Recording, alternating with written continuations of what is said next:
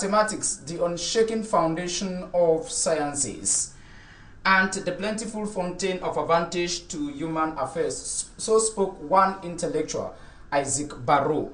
My guest today is a subscriber to that quotation, which exalts the importance of mathematics in society. The Director General for the African Institute for Mathematical Sciences counts on mathematics to provide local solutions to local problems across the globe, especially to a development-challenged continent like Africa. Can that calculus work? Put the other way, how many of your problems can be solved by mathematical knowledge today?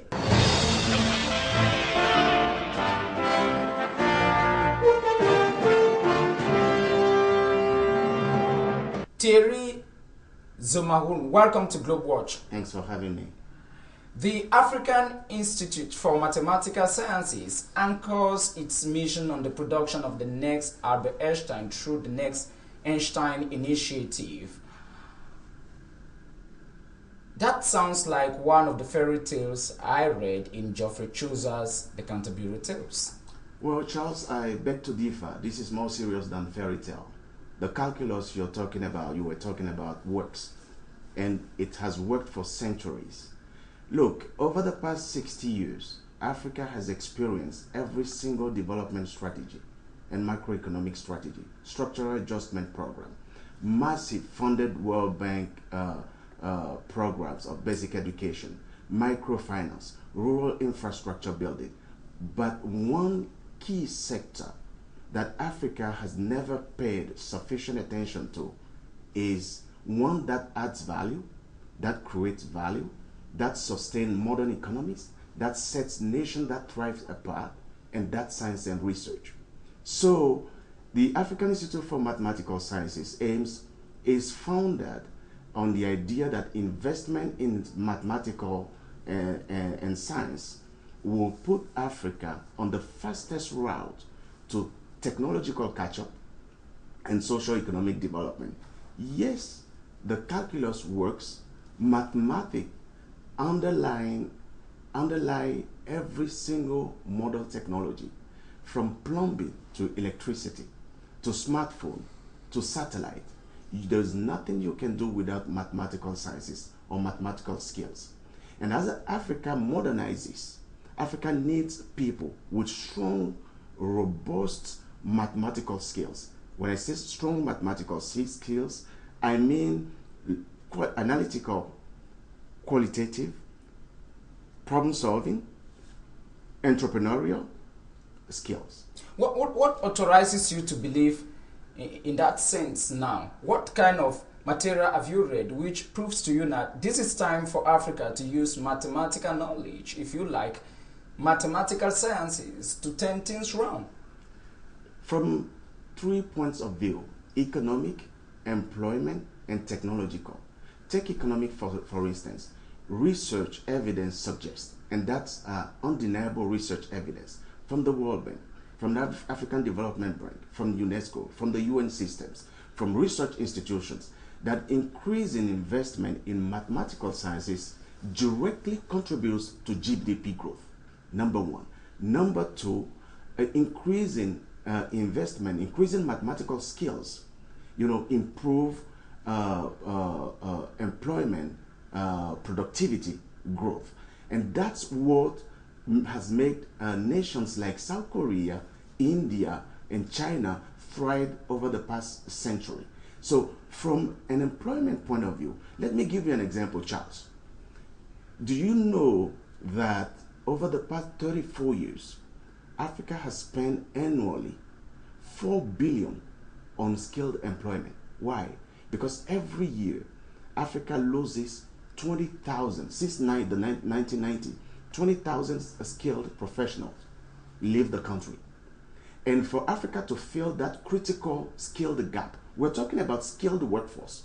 And there's no way you can build a skilled workforce by ignoring mathematical sciences. So to fill that gap, Africa employs up to 150,000 skilled professionals at a cost of $4 billion per annum. Keep this in perspective. It is over 35% of overseas development aid spent on expatriates. Do you think Africa can continue that route? No. We need to train a homegrown scientist, a homegrown skilled workforce, keep them to transform economy from a technological point of view. And let me give the example, a practical example to Africa today, HIV infection. Do you know there's a disease called schistosomiasis? It's a parasitic disease. There's a proud son of this country, your country, Cameroon, who is a research scientist at Yale. You know what he's working on now is to investigate whether schistosomiasis can help prevent HIV and lower and decrease HIV spread. What he's done is concrete. Schistosomiasis is the world's second most common parasitic disease after malaria. This is crucial. And that disease only infects Africans, and especially women. And how does mathematics come in there? That by modeling. He did a research which is giving critical answers that if you're able to invest more money and more resources in preventing schistosomiasis, you can decrease the spread of HIV. His modeling, his analysis, what he did is to try to link schistosomiasis with HIV spread, which is something that was not common. Which simply means simple arithmetics, calculating the situation. Simple, not that simple, but this is something that Africa needs. You know, you can cite, you have many examples. Absolutely, we'll be coming to those examples in a moment. But tell me, according to the United Nations Under-Secretary General for the Economic Commission for Africa, somebody you know so well, Carlos Lopez from Bissau, Guinea, says that Africa has a $20 billion infrastructure deficit, $200 billion infrastructure deficit. How can mathematical sciences solve that equation? Well, you know, first of all, when you talk about infrastructure, you need a skilled workforce to build infrastructure. Otherwise, you will worsen the situation I mentioned earlier, that Africa is employing up to 150,000 expatriates. You will import all of them. So if you want to close that deficit without investing in mathematical sciences, without investing in engineering schools, without building your skilled workforce, then you're going to hijack and increase the number of expatriates that we already are using and double the 4 billion or triple the 4 billion we're already using per annum on skilled workforce. You know that without calculus, there's no bridge. The president of this country, His Excellency Paul Biya, inaugurated the bridge of Wuri in the region of Douala. There will be no bridge without calculus. There will be no pyramid in Egypt without trigonometry. And yet, these are things that we learn at school and we cannot relate to reality. So, skilled workforce, critical analysis, quantitative skills is key to improve the infrastructure building. More engineers is key. And there's no way you can build a robust pool of engineers without mathematical backbone. And to arrive at that mathematical conclusion, you need a thorough school program. Tell me, how is the cost content of the African Institute for Mathematical Sciences tailored to realize your dream? AIMS has a unique curriculum and a very progressive one, flexible, one that builds critical and independent thinking. You know, the mathematics education we're used to over the past 4 decades is the one where you go to, whereby you go and sit down in an amphitheater, listen to the lecturer, and take in book knowledge. We are challenging that status quo. We're challenging that norm today. And offering what? And offering, you taking book knowledge. When you take in book knowledge, you have book knowledge, you can reason. But what problem can you solve? For you to be able to solve a problem, you need to understand the causes of the problem. You cannot understand the root causes of the problem if you don't ask questions. And you know our education systems across Africa, you know, over the past 40 years, doesn't allow many people, or didn't allow many people, to ask questions. So our curriculum builds on critical thinking, critical analysis, logical reasoning, entrepreneurial skills, business skills combined. It's a hybrid, rigorous, and yet broad curriculum. What are the key areas where your courses are based? Financial analysis, or molecular biology, or biomathematics? You have biomath, you have information technology, you have financial math, you have natural resources, you name it. And medicine. And medicine. Let me give you an example on that one, on the medicine. Apart from the schistosomiasis, you know that we have a body, each of us has a body fluid system. And these days, cancer treatment is customized. For customized meaning that for your body and my body, modeling and the partial differential equation help to assess how well and efficiently your body can absorb medication, because we don't have the same blood fluid system. That again is partial differential equation. That again, put in simple words, is mathematical sciences. You know that for the past 50 years or so since independence was brought to Africa, the major issue with mathematical sciences is that it is mystified. Now, how do you tell the new generation that this is something which is not complicated, as it has been proven so many? I'm sure that that is why we have very few women in this branch of education. How do you demystify mathematical sciences across the continent? Correct. You're correct, Charles. AIMS is all about demystifying mathematical sciences. Number one, our learning, our environment, AIMS institutes are 24/7 learning environment, where you see students eating, interacting with lecturers. And we draw on world-class lecturers, some of them the best in their fields. And those lecturers, though very high profile, interact with the students, sit down with the students. We have Nobel laureates interacting with students regularly. So that's one way in which we demystify mathematical sciences, and we make it possible for young, talented Africans to embrace mathematical sciences with no complex. Second, you mentioned women. AIMS is one of the very few higher education institutions which is closing the gender gap in science. AIMS has a 30% of its student population composed of women. Go around the math and science department across universities. Even in developed countries, it's difficult for you to find 30% of women in math and science of the student population at math and science faculties. And yet, we have set the target that within the next 3, 5, 7 years, we want to completely close the gap and make it possible for women to attend math and science schools and courses at 50% level. So your idea seems to be very incredible, especially to African communities. I know that you are moving to maybe the 5th country now of operation. This is a continent where poverty is like a verb. Now, how do you sustain increasing student population? Are you offering scholarship, or you are partnering with organizations to subsidize the education? Because I'm sure that mathematical education at this level should be quite expensive. Sure. Mathematical sciences is not that expensive compared to other sciences. I mean, at the level of the African Institute for Mathematical Sciences, it should be $1 million issue. Well, let me take a step back. You're putting a number of questions into one. So, we recruit students at AIMS on the basis of academic excellence and potential, drive and commitment to Africa.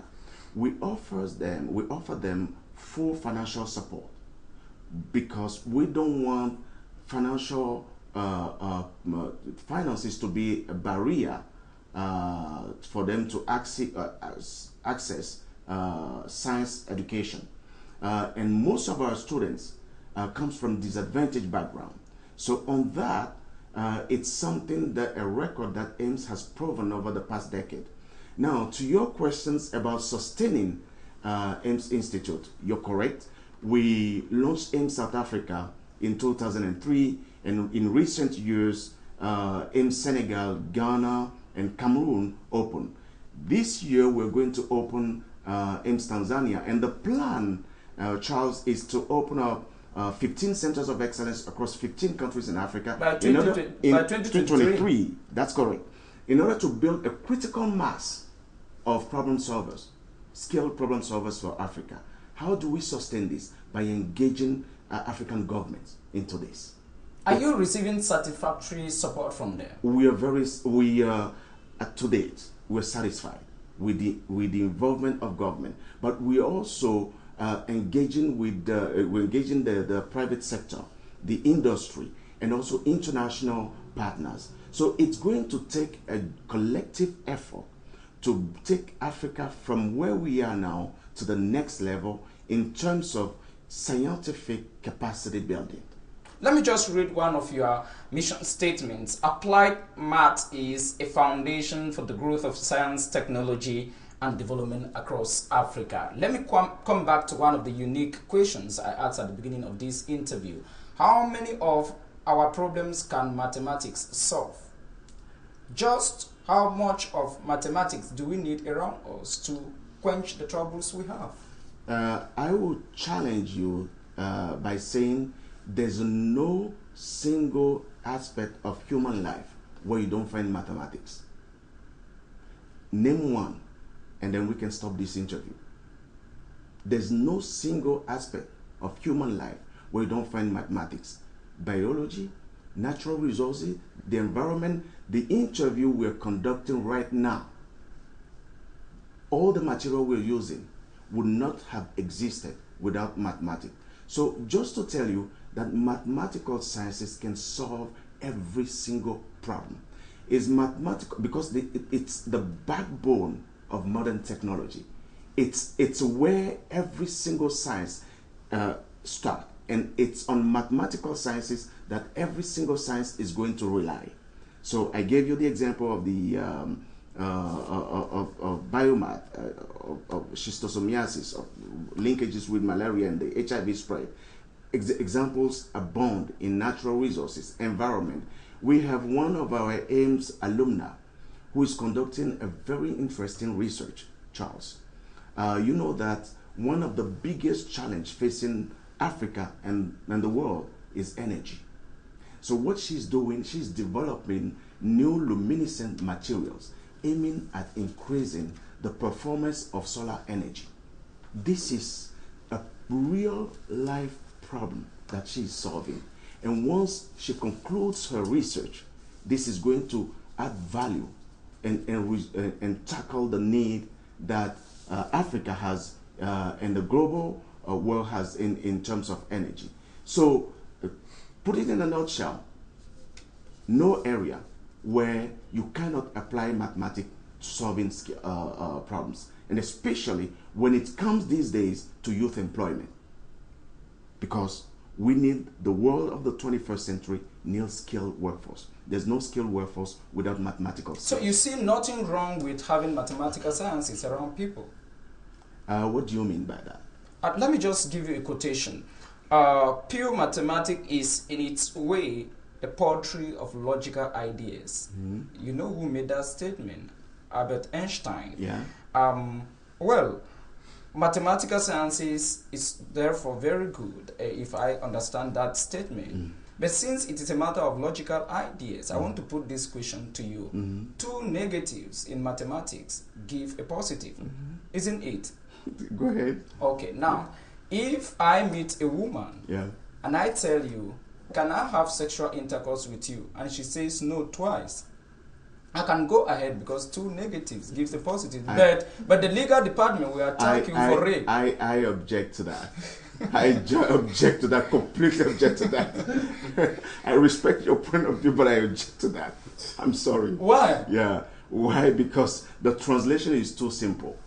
And it's an induction or an analogy or deduction that you're making. Deduction is too simple. And this is what we're doing at AIMS. we're challenging the status quo, easy, simple deduction. In that case, some people may accuse you of not having a holistic approach to mathematical sciences, and that may be a handicap in your training. If you look at the curriculum of AIMS, there's no single math and science institution that has this holistic approach we're taking.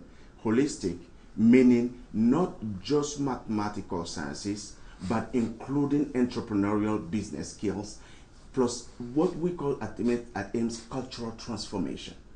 But you mentioned, Charles, that will mathematics be all around people? Our life is infused with mathematics. There's nothing you can do about that. It's infused with mathematics. And well-rounded mathematical scientists are people, are skills area of expertise that Africa needs today. We are in the 21st century, and AIMS is aiming at building, training a new generation of African leaders, not just mathematical scientists, African leaders capable of questioning, capable of independent thinking, capable of critical thinking, or analyzing policies. How is policy developed these days across the continent? Sometimes policies are developed with no quantitative background. How would you be able to address development issues, societal issues in Africa by ignoring completely mathematical skills, mathematical requirements, statistical? So it's not possible. Tell me, how many years can someone spend at the African Institute for Mathematical Sciences? Do you have the undergraduate and postgraduate programs? We have a postgraduate program. It's an advanced training in mathematical sciences. So there is no undergraduate course? We don't have an undergraduate course. We take the brightest graduates. And how do you select that? Because most people will be interested to know how transparent you are in the selection process. So how do you manage to know that this is the best? The selection process at AIMS is the best in the higher education system. Why am I telling you it's the best? It's, first of all... It seems to be an exaggerated advertorial. Oh, that's fair enough. That's fair enough, because I know what I'm talking about. I read in one of your ministries here, God help me keep my mouth shut until I understand what I'm talking about. So my mouth is being opening here because I know what I'm talking about. So the selection is conducted on the basis of academic talent. That you can't lie about that. If you attend University of Yaoundé, you want to apply at AIMS, you have to prove that you were one of the best at Yaoundé that graduated in mathematical sciences.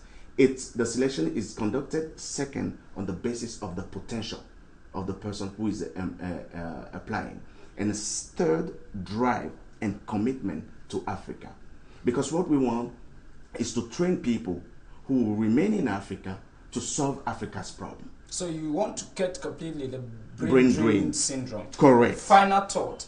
The hardest arithmetic to master is that which enables you to count our blessing. Eric Hofer on Reflections on Human Condition. Mm-hmm. You are doing a doctorate degree now in political sciences. Mm-hmm. And my audience will be surprised to hear you talk about mathematics. How did you move from the dusty area in your home country, Benin, to find yourself talking mathematics where you have 3 master's programs in fields which have relatively no resemblance with what we are talking? Charles, because of all we have said so far, because I had no choice, mathematics govern the modern society. And mathematical sciences are too important to be left in the only hands of mathematicians. Thierry Zomahourn, the director for the African Institute for Mathematical Sciences. Thanks very much for being my guest today. Appreciate it.